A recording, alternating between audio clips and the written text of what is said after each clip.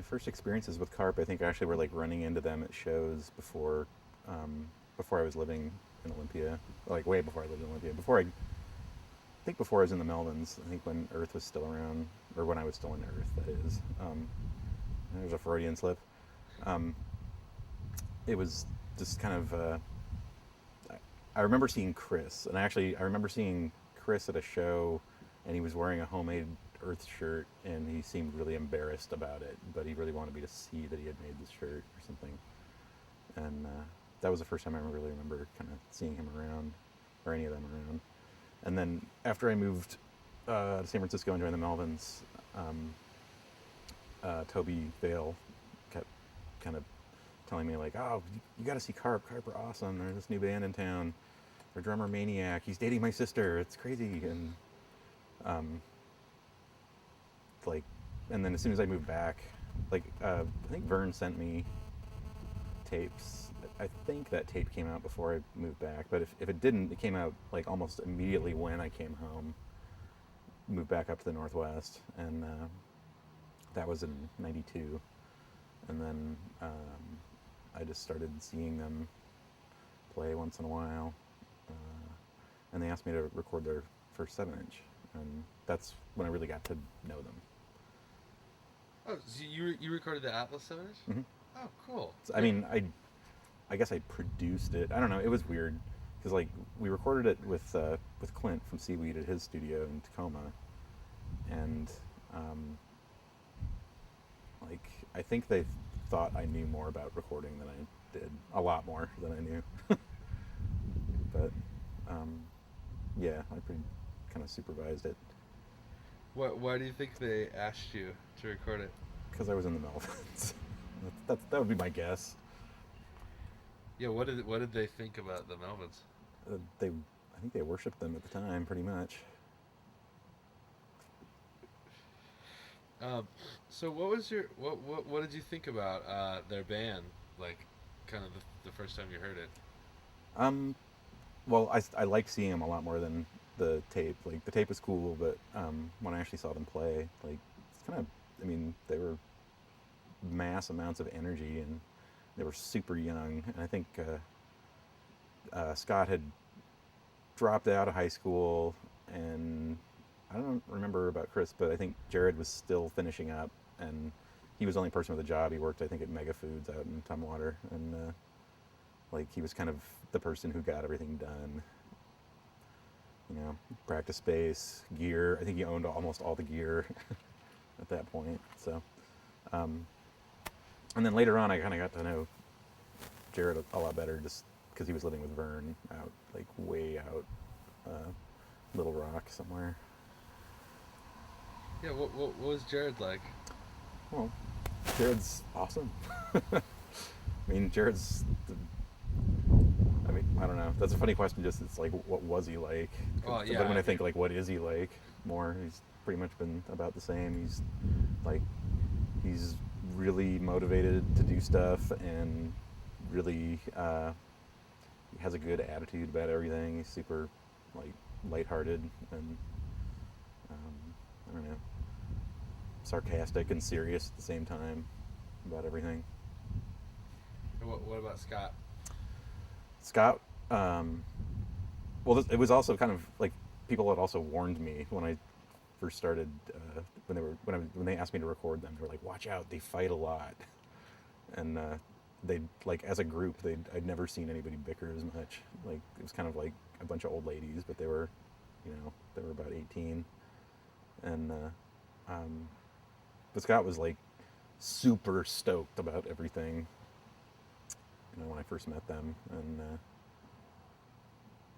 yeah. And Chris? um, Chris Chris was a lot more reserved. Like he actually hosted me when they came to Portland to pick me up because I didn't have a car then, and they drove me down or back up to Olympia, and I stayed with him and his girlfriend for a couple days while we were doing the recording, and he was super nice while I was there. That's cool. And what did you think of like watching them kind of like you were talking about like the bickering, but like what were they kind of like as an entity, like the three of them?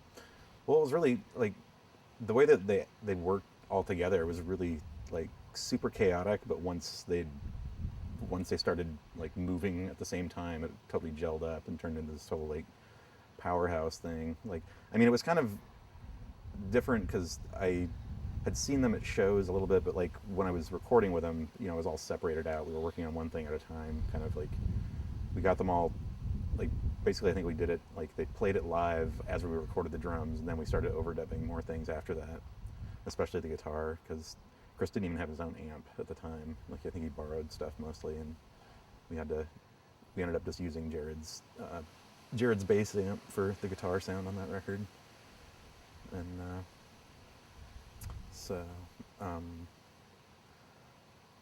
but like later on, I saw more shows like kind of while I was living in Portland, but they were sporadic too. So like I would kind of notice that they would make these big leaps in progress and direction, and also kind of like in like as they played more shows and had been around longer, they definitely got more jaded and a little more kind of snarky and you know I think that's what more people might remember them as, honestly. But Now this was like show antics that you're talking about, like in between song stuff. yeah, and just kind of like the way that they uh, just interacted together when they hung out, you know, like because they were all pretty different, you know, when you actually just sit down with one of them. But very rarely did I ever do that until you know years later, and so I kind of just was like, ah, these guys in Carp, they're kind of obnoxious and like, I mean, I don't mean that like those dudes in Carp, but just like they definitely had their you know their own 3-person scene going on a lot, and well, actually, usually it would be 4 because they'd have Ruben with them too, and Ruben was totally like the anchor of calm with them. But Yeah, how's that? Ruben being the anchor. well, just like you know, he's quieter than the rest of them for sure. The quiet one. I mean, no less funny, and definitely I think integral into their crew. They were definitely a crew. Well, the funny thing is you're talking about like how they were like bickering all the time. Yeah. So, like, why do you think they would not like why were they together? You know, like the obvious question is like if they're fighting all the time, why are they hanging out together? Well, it's because you know they love each other. Kind of. I mean, you know, it's just like old old couples. They bicker all the time. They're used to each other. They've been around each other a long time. I mean, I think that's really what kind of gave them their whole crew thing too. Is they were all from Tumwater, which was like kind of at the time like oh, local hillbillies or whatever. But um, I don't know. I mean, their bickering was kind of shocking at first, but then once I've been around it, it was I mean, that's just kind of it's how they interacted. Uh, Shocking because it was like so brutal with each other. Not Or? brutal, but it was kind of like Jesus, man, take it easy. Oh shit, you know. Like I didn't expect to do a recording session where people were actually kind of like not like in each other's faces exactly. It wasn't like outright anger, but there was so much just kind of harping on each other about this and that. Like they're not worried about They didn't seem too worried. No, about like how each other were gonna take it. no, never. So what was Tumwater like? Tumwater is just like a part of Olympia. It's nothing like crazy. Tumwater is just like the south end of town, pretty much, and then there's Lacey, the north end of town, which is, and I think like Lacey for people from Tumwater is especially hick and redneck because it's like 2 towns away almost, but still touching everything. But how did people in Olympia think of Tumwater? They didn't accept it as part of their. Well, To, they oh, do, but oh, I mean okay. like there's also like oh, you know, like an insult would be like, it's like some dudes from Tumwater came over and blah blah blah. Or, I don't know. You know, it's just like your normal, the way people in Portland say, you know, diss on people from Gresham. It's, you know, it's like 60 blocks away. What's the problem here? There's no difference, really, is there? So, And what was what how would you describe just Olympia just like as a town, just like aside from the music scene? well, It's real small. And it is a pretty hick town, despite having all these, like, a very liberal arts college with a lot of thinking going on, and a lot of I mean, it's and because of that stuff, there's a huge turnover of people, and they're usually very young, and they're really opinionated. There's a lot of opinionated people in Olympia, and I think definitely this be, it's kind of rare to meet people that are actually from Olympia, Tumwater, or Lacey, like that were born and raised there, that still live there, and um, I think that was kind of part of the identity of CARP, despite, like, I mean, CARP originally stood for Kill All Redneck Pricks, but at the same time, like, they were slightly proud of being redneck pricks themselves, I think, because they were from Tumwater and they were really from there. They weren't like, I moved here from wherever and now I'm going to Evergreen and I've got a lot of things to say about you're so fucked up or whatever. So I think. Oh, No, sorry, go ahead. go ahead, guys. No, you go ahead. Go on. Does that relate at all to the artwork, like the Tumwater T-Birds, like pretending to be on the football team? Oh, totally. Or the Suplex, like pretending to be wrestlers? Yeah, it seems like it. I mean, they definitely were like lampooning their own, you know, and well, I think they were especially just poking fun at trying to just kind of bother people in Olympia for being uptight and, you know, too feminist, too this or that. You know, like I think they definitely played up a lot of corny machismo and things like that. You know. Yeah. I mean, Riot Girl was going on during all of this as well, like really hardcore. So um, they were part of it and on the outside of it at the same time, and like maintaining an identity through all of that. So. Here, I think something weird's happening with your mic. Let me really? see it for a second. Just the pack. Oh, okay. 'Cause every once in a while. I'm touching it probably. Well, every once in a while, if this gets pulled, It'll. it really locks off for some reason. Let me just set it in my lap then. Yeah. So How do you think that, like? Well, first, if you could maybe just a real simple expression of what Riot Girl is. I don't even know if I want to do something like that. Okay. I mean, like, it could be. Riot Girl was a movement that, like, is all, was all over the country and all over the world, but was centered in Olympia, I think, more in people's thoughts than in reality. And it just, for a lot of people that didn't live in Olympia, when you thought of Olympia, you thought of Bikini Kill. And if you didn't like that, then you didn't like anything from Olympia, or, just griped about it, or you were totally stoked on it and totally not into anybody who is not a woman in a band. That's not, I mean, and these are super general terms too. There's plenty of people that, like, didn't really care one way or the other, myself perhaps included, but yeah, I mean, I just noticed that, like, Olympia was definitely, like, you say the word Olympia at this time and you would definitely get a reaction out of somebody one way or the other, pretty much, or they'd be like, where's that?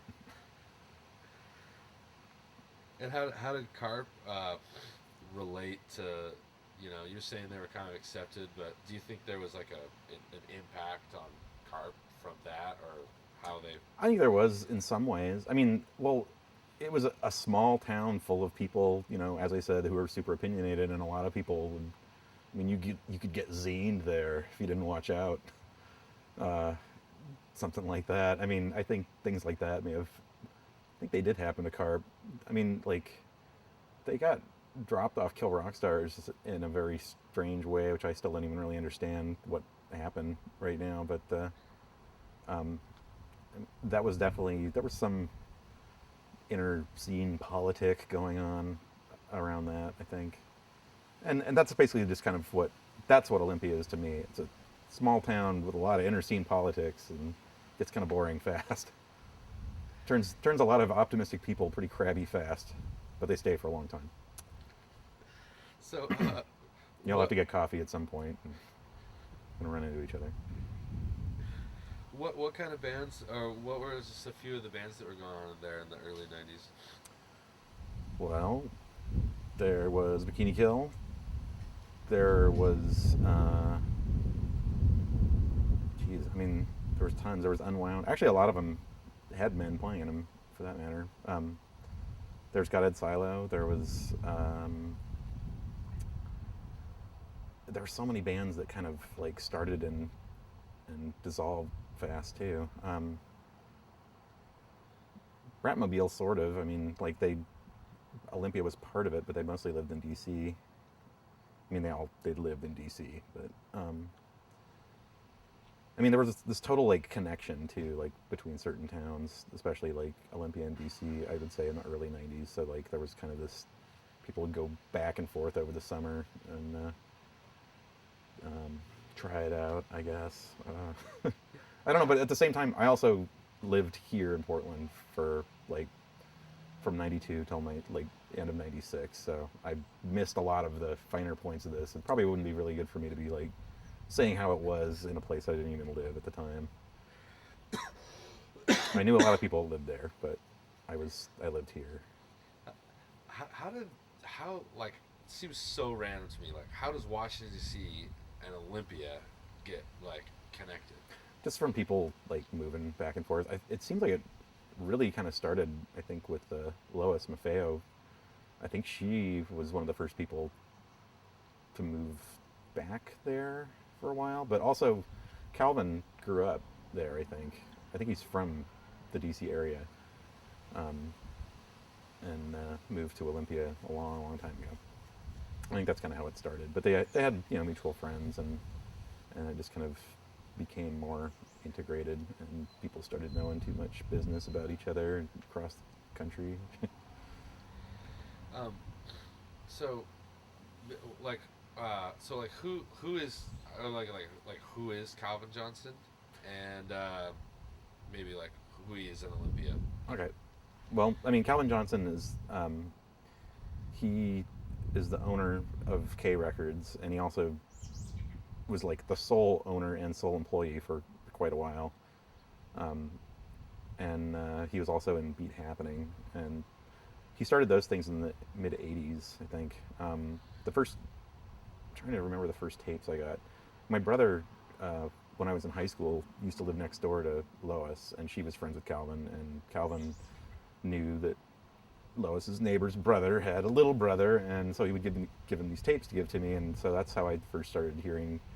That's actually the first place I heard the Melvins. It's the first place I heard a lot of the stuff that Kay would put out, and so I mean, there's like Calvin's kind of a big wheel in town because he started the first record label, I think, in town, and I mean there were other things going on there, but he definitely kind of spearheaded something that really got a lot of attention on an underground basis at first, but really just kept building and building, and it seems to continue to build to this day. So, And that was in the mid '80s. yeah. And what kind of generally was like going on in Olympia in that time period? Like who was playing and kind of what?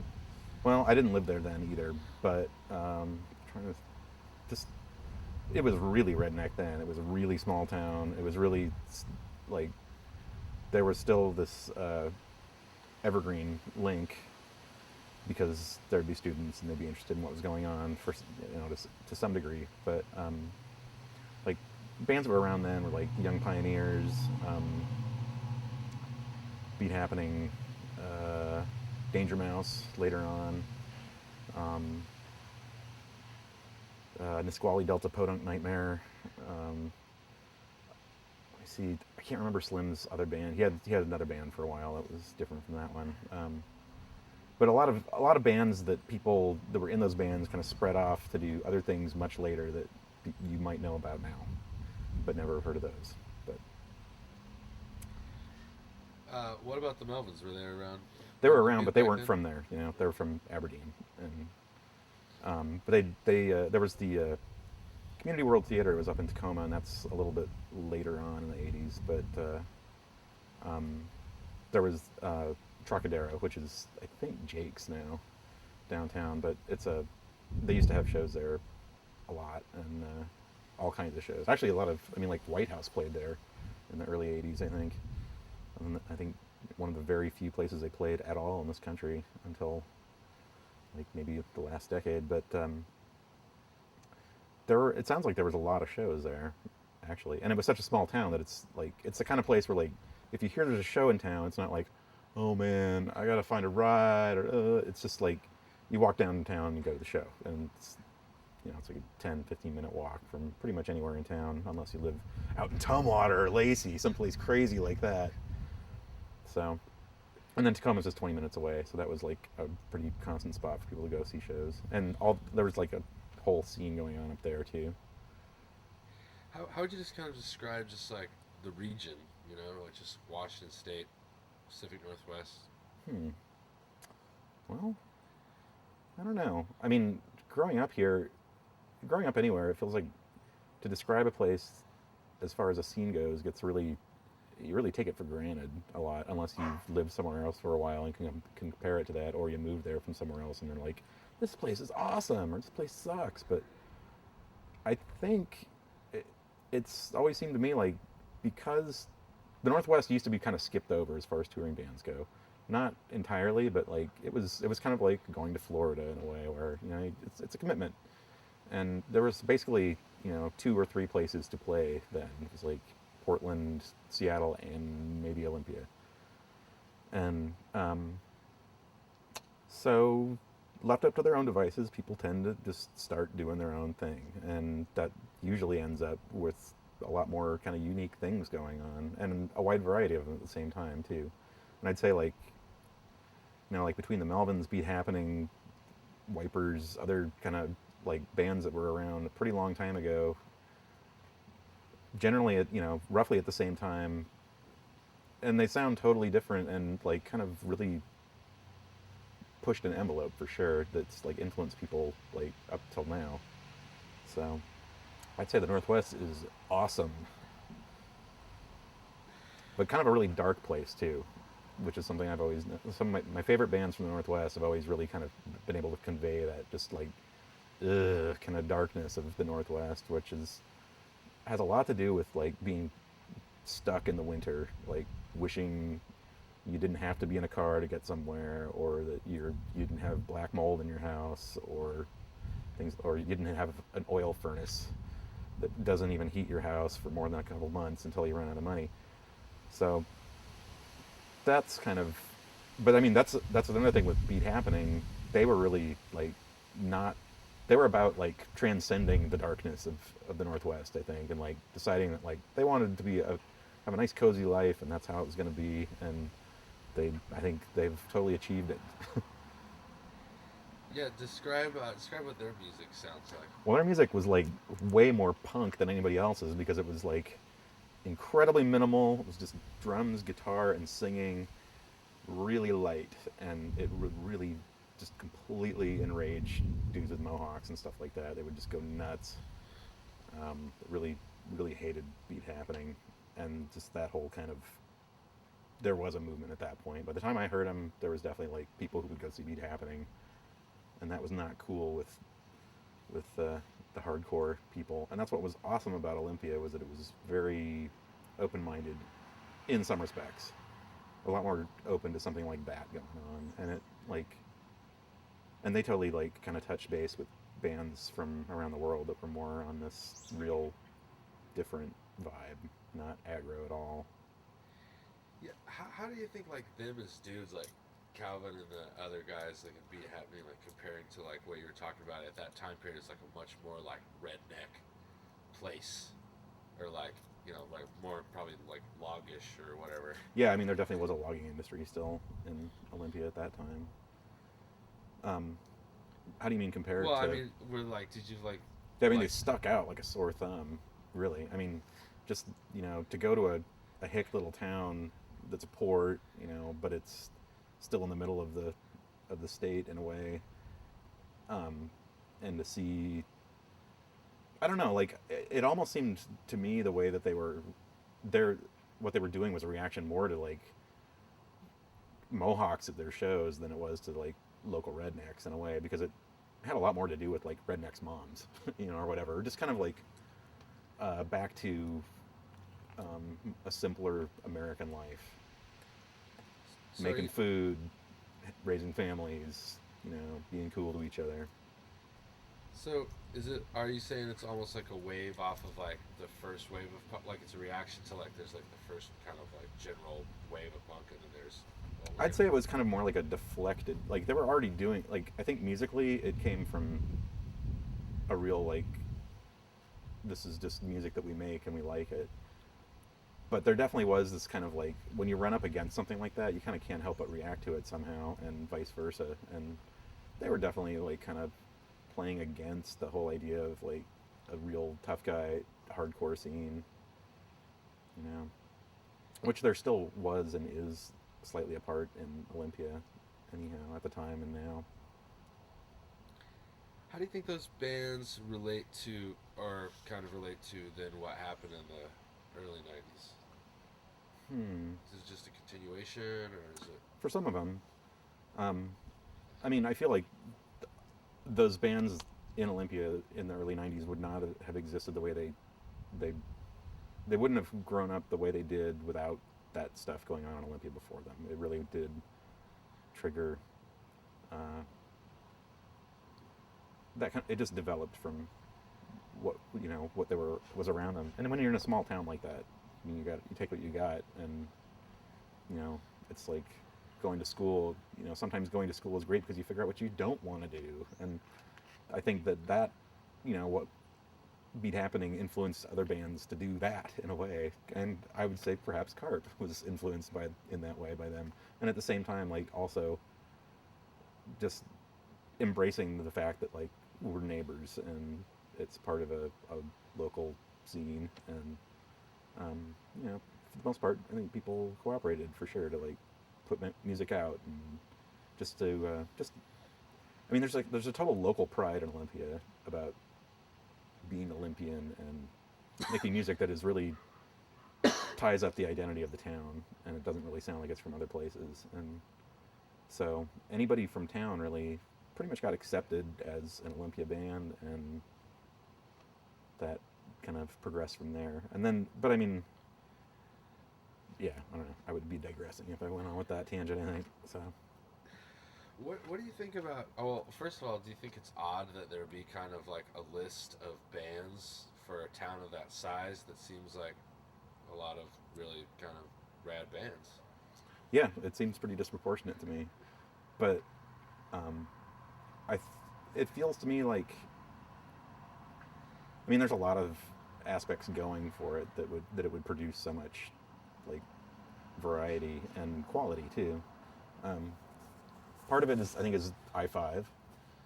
You know, it's right in the middle of a major thoroughfare up and down the coast. It's really easy to tour from there, um, and uh, and it's also an isolated little town, and so it kind of um, fed off of itself and grew all this weird shit there on its own. Um, I mean, there's other towns like that for sure, like all over the country. But it seems like Olympia to me. I mean, maybe it's because I've had a lot of experience of being there or whatever, and I've just like had a lot of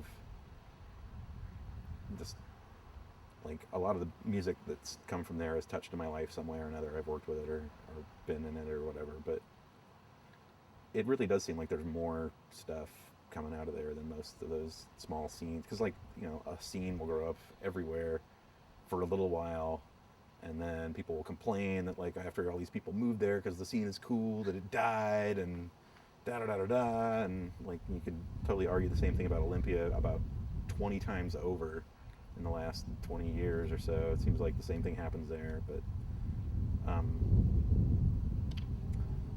I don't know why other towns don't seem to kick out the jams like that small town did, but it sure did. And what was going on in Seattle in the early '90s? Flannel shirts and brown leather jackets, Doc Martens, that kind of thing. A lot of long hair and stage diving to classic rock, and um, not much good, really. I mean, there are some good things. I didn't like living in Seattle all that much, and for the most part. I wasn't too into a lot of the music that came out of there at the time, so I think I definitely didn't look very closely as to what was actually happening there. Because there's good stuff that's come out of Seattle too. I'm not gonna slam on it too much.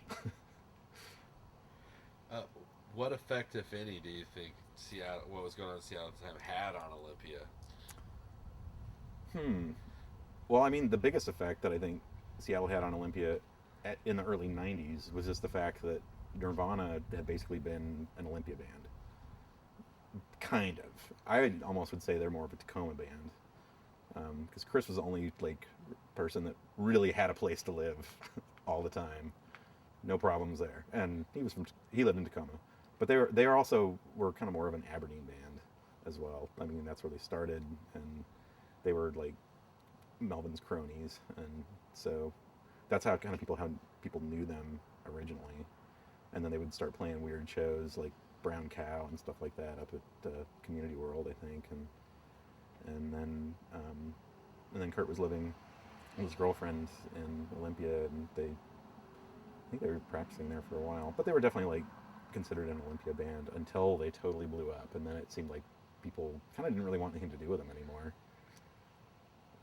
So And why is that? Why is Olympia like, yeah, let's see how. because Olympia just wants it to be small. It's like Olympia is one of those people that like that band way back when. Oh, I used to be into those guys before anybody was. And they were cool then. I don't know. I like that first record. All right, it's pretty good. But if they don't like sellouts, although a lot of people that I don't know. Never mind.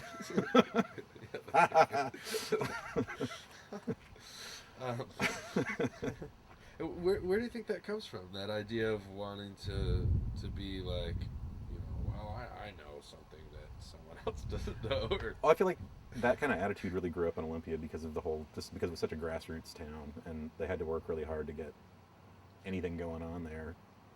And then, anybody feels a little resentful once it gets easy in a town for anybody to just show up and be like, "Hey, I'm an Olympia band," which started happening a lot. And yeah, um, who are the Melvins? Melvins are a band from Aberdeen, Washington, and they started in '84, I think, and they they were a really amazing band that started in a place where there was nothing going on. Basically, the only other stuff that was happening in that town was Metal Church, which is pretty amazing. Um, and they were up from Hoquiam. That's not Aberdeen. That's just down the road. That's like Lacey or something. There really wasn't much going on out there, and they wrote really original music at the beginning that really reflected who they were and where they were from and what kind of weird shit they were going through, um, and that's what really made a mark for me about that band. What do you think the Melvins kind of mean, like in the Northwest specifically? The Melvins back then um, meant to me a real epitome of the spirit of the Northwest, of the total like uneasiness, the darkness, the like this place is fucked and it's so beautiful, and it's like I can't stand living here and I would never want to live anywhere else. And that's, I don't know, mass tension and release, like in just in their, like they were tormented in their town. I mean, like if you think Olympia is a hick town, like Aberdeen is like it's prison basically, and I think that's really kind of where they came from when they started playing music, was like they were trying to get out of prison. How did you think Carp related to the Melvins? Just they were being in high school and being around a bunch of shitheads. I think they directly related to the Melvins in that respect, because that's totally what it was like there in Aberdeen for the Melvins too. Like just being a weirdo around a bunch of jocks and having to deal with it. Trying not to get your ass kicked, just living day to day. I mean, like the Melvins and Carp really epitomize the whole like teenage lament kind of thing, like that Alice Cooper song where it's just like for a while in your life, just getting through high school is hard enough, and that's kind of what it's about. You know, they all moved on to different things as they got older, but it's like it seems like that's where kind of like the core of all that angst came from for them. Life is so hard on me.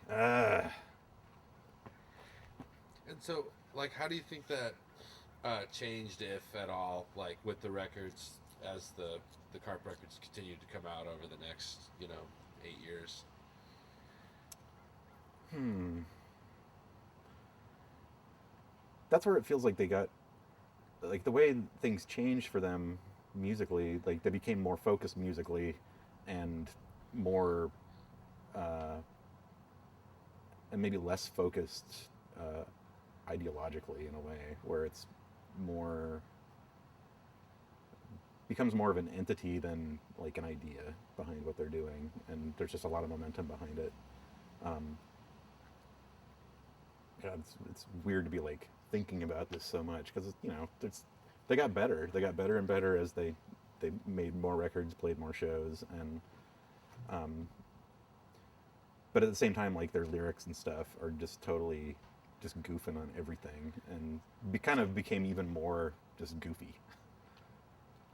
Oh, I wanted to ask you about that too, actually, because I was thinking about this the other day. The Houdini thing where they print the gibberish lyrics or I've never even whatever. looked at that record. Oh, really? Yeah. Okay.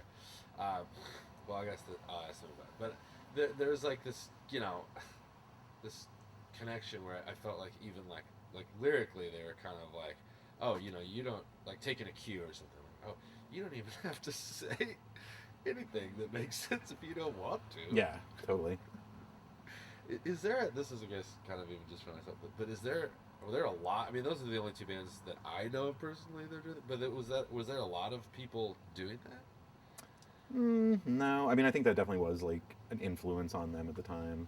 I mean, Buzz wouldn't tell me and Dale what his lyrics were when we had new songs. We just had to kind of figure out and just try and sing along, and he thought that was really funny. And like it, like I don't know. I mean, for me, that I thought that was kind of cool for a little while, and then I don't pay much attention to them now, but like I've noticed that they don't spend a lot of time on their lyrics to this day, and it's kind of sounds about the same thing. Like I keep hearing "Ticka Tacka Whoa Whoa" coming out of like about 10 different songs that I've heard of theirs, and I don't know. There's something to being a lyricist for sure. And the thing is, like the early Melvin's records, they were lyrics, and they were really awesome. They were personal, really weird lyrics that totally meant something only to Buzz, I think, but meant stuff to other people like me or other people who were influenced by that record, just in like hearing something in it and just being like, that strikes a chord with me or whatever.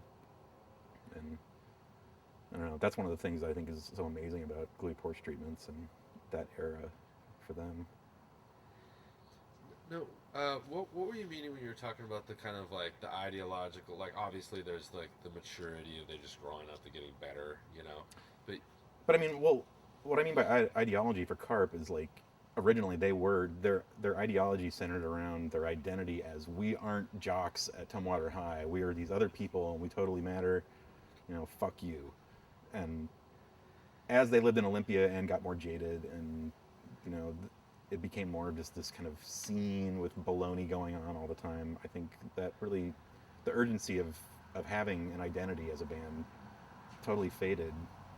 It seemed like, but the being totally into playing music together, and that became more the focal point. And so like I barely even, I mean, like there's definitely like they have some lyrics, and they're like, I think they're really good at coming up with stuff that's like memorable and catchy, like hooks. And you know like the Untitled record has tons of songs with like totally catchy parts with something you would sing along at a show, but it doesn't really mean a lot either to me. I don't know, maybe they meant a lot to them, but seeing how they've worked in the past, I have a feeling that it was really kind of like, this rhymes or this works.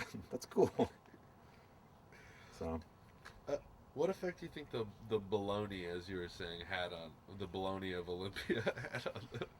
well, um I think it definitely kind of like took the wind out of everybody's sails from time to time there, and that's, yeah, just stuff going on there. Like I think they got a lot less interest. They weren't like working as hard on things, but it was kind of weird because they seemed like they all kind of were splitting up in a way, but they were still a band for quite a while after that. And Scott was into doing Scott stuff, and Jared was into playing music with other people, and Chris was doing his own thing and whatever. And but they were still a band for a while, and whenever they would get together and play a show, it would like melt your skull, you know. So What do you think was at the center of that sprouting off? I really don't know, honestly. So were you like, did you kind of like sync back up with them when you guys started the Whip, or